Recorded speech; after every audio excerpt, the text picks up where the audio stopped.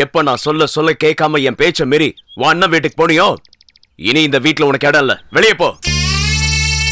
நான் ஏற்கனவே நொந்து போய் வந்திருக்கேன். நீங்களும் என்ன நோகடிக்காதீங்க. நீ எங்களை நடு தெருவுல கொண்டு வந்து நிறுத்தணும்னு நினைச்சுதானே உன் அண்ணனுங்களுக்கு சாதகமா வெத்து பத்திரத்துல கையெழுத்து போட்டு கொடுத்துட்டு வந்திருக்க.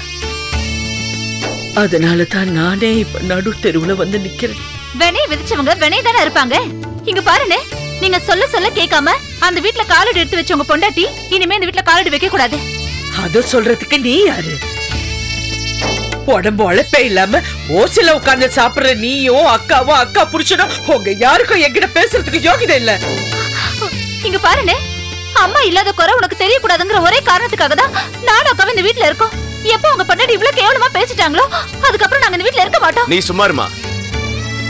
நான் உன்னை வீட்டை விட்டு வெளியே போன்னு சொன்ன, நீ என் தங்கச்சி வெளியே போன்னு சொல்றியா?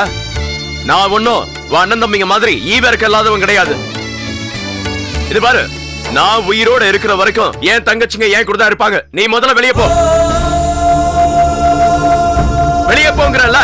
டேய், அவ என்ன அவங்க அண்ணன் வீட்டுக்கு வடை பாயசம் சாப்பிட போனா? அவங்க பண்ண அக்கிரமத்துக்கு நியாயம் கேட்க போயிருக்காடா.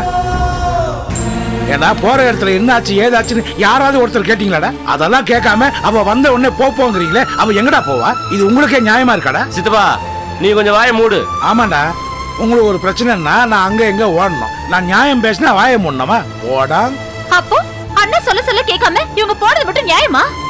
வாயை மூடு. இவனுக்கு இப்படி தூபம் போட்டு போட்டு இவனை இந்த நிலைமைக்கு ஆளாக்குனதே நீ உங்க அக்காலும் தாண்டி. இத பாரு, புருஷன் முன்னாடிக்குள்ள பிரச்சனை இருந்தா சேர்த்து தான் பார்க்கணுமே தவிர பிரிச்சு வச்சு பார்க்க கூடாது. சே, நீ எல்லாம் ஒரு பொம்பளையா?